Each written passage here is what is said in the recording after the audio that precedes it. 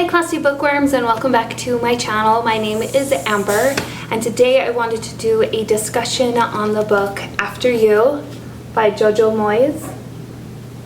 This is the second book that follows Me After You. Ugh, I always get those twisted around for some reason. So read this book. If you have not read this book, then you aren't going to want to listen to this discussion, because we're going to dive into the book and talk about details in the book. So if you haven't read this, then talking about this book isn't really going to make a whole lot of sense. So if you haven't read it, stop, go read this book, and then come back. Wait, go read this book too. Alright, let's get rolling on the discussion. I already did a review of Me Before You, so go check out that review and you'll see my thoughts on what I thought about that book.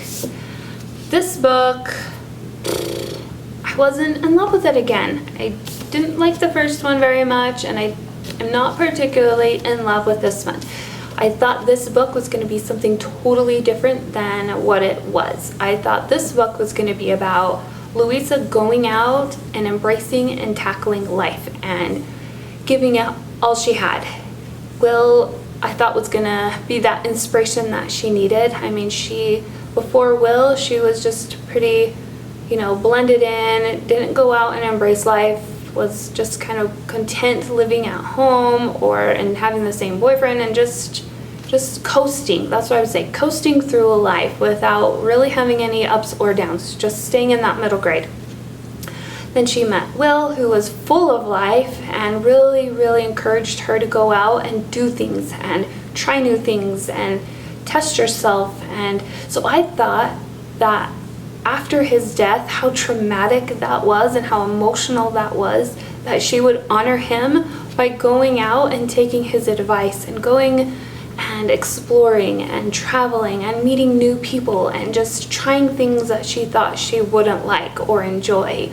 Or like when he took her to the concert to listen to classical music, she already assumed that, oh, I don't like that. And then after she heard it, she fell in love with it, and it totally changed her.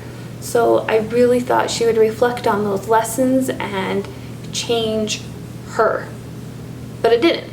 It was a big, fat letdown. Chapter 1, which is in the back of this book, Me Before You, she falls off a 5-story building. Her apartment building, she was up on the roof, got distracted, fell down 5 stories. She didn't die, but she kind of jacked up her hip. She ends up being okay. She can walk and stuff. I thought, oh my word, are we going to have another quadriplegic situation here? I thought I probably wouldn't have finished the book. Luckily, she did get hurt, but she healed, and her hip hurts her a little bit. So then I thought, okay, great. If nothing else, that should give her some motivation to go out. She almost died, people. She almost died. Who lives falling off 5 stories? Nobody. Very, very rare. So I thought, she's going to go and embrace life now. She's going to have an epiphany. It was the wake-up call she needed to go out and tackle life. No, it wasn't. She is stubborn. She insists on just being in that middle grade, actually almost below. She is working at a bar at an airport that she loathes and detests. She got a new boss. He makes her wear these really ugly, gross, just plastic wigs and short, teeny tiny mini skirts, and she hates it. She hates her job. She hates her boss. He hates her. She hates the apartment that she lives in. She doesn't try to decorate it or make it feel homey or nothing. She's so utterly depressed. She can barely function. She goes to a therapy group, which is good, but she isn't really making any strides, I feel, by going there.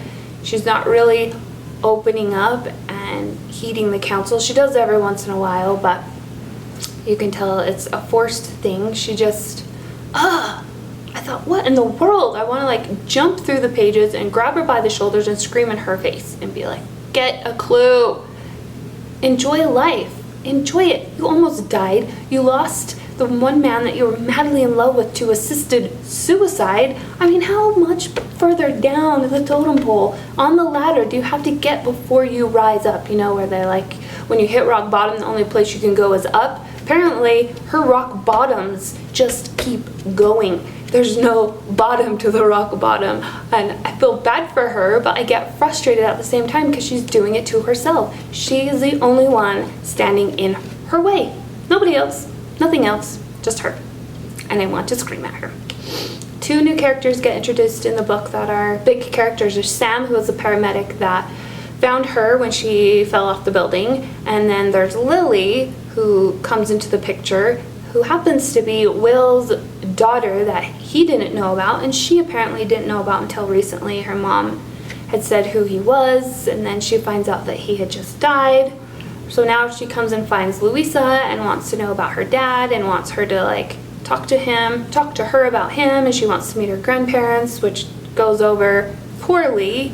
Eventually it gets better, but it ends up being kind of a crappy situation. She does drugs, she drinks, she doesn't go to school, she sleeps around with guys, she parties till hours of the night, she comes and goes whenever she wants. She starts living with Louisa, which I would live with Louisa too. There's no checks and balances in that household. She's like up in La La Land and Cloud 9 trying to deal with her own shiz, that she doesn't have time or the energy to take care of someone who is so far gone and in such desperation.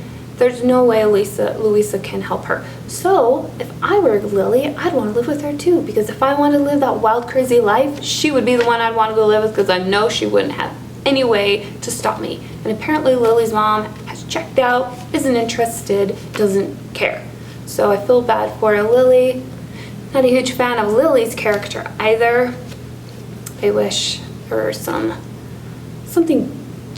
different about her. I don't know why. She had a bad experience too, a traumatic thing that happened to her, around the sexual scene. Same with Louisa, they insinuated she was gang raped by some boys in the maze, and then Lily has, a dirty picture of her doing something inappropriate with a boy, and so now she's, traumatized by it, and he's blackmailing her. So it was kind of like this going back into a circle with the whole using sex as a traumatizing moment in someone's life. So that all gets worked out. I was so happy there was finally few love scenes in there. Her and Sam hook up.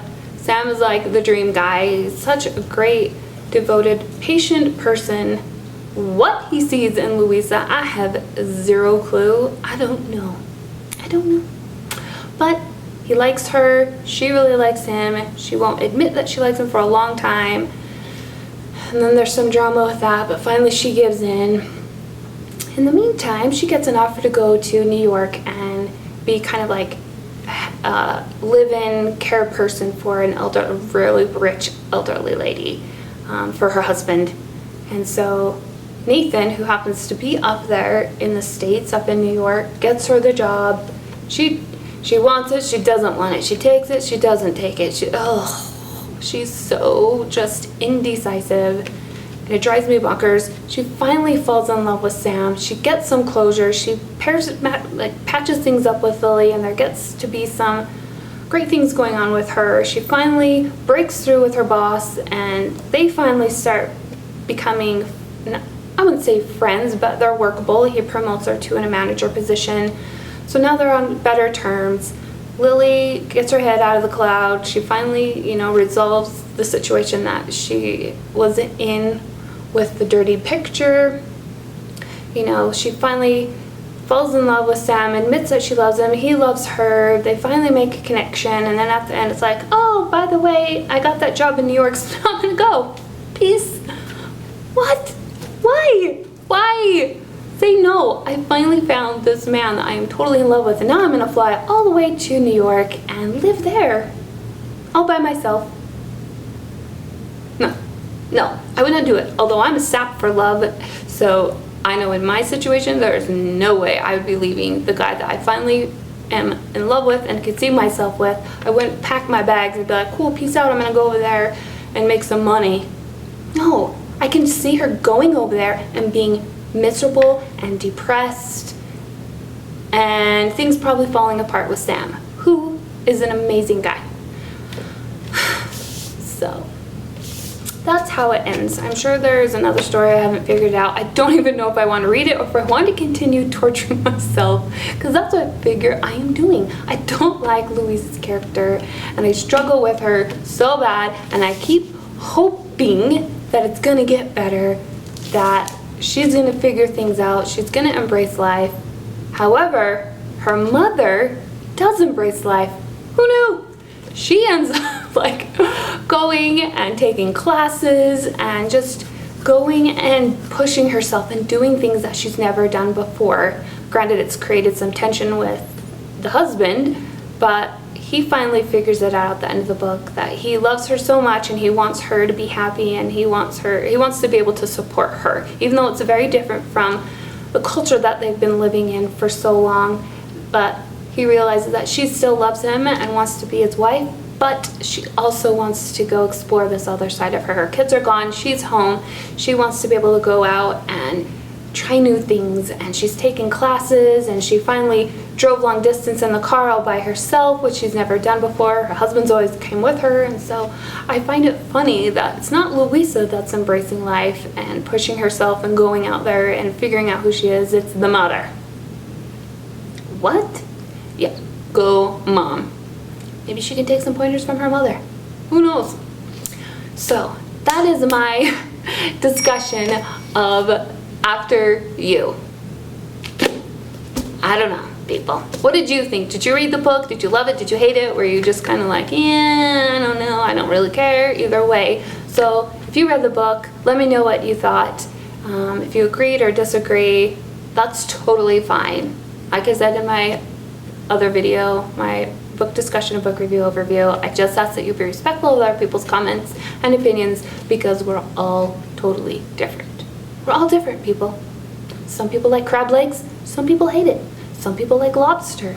I'm in a crab leg mood. I'm hungry, it's almost dinner time, and I'm craving crab.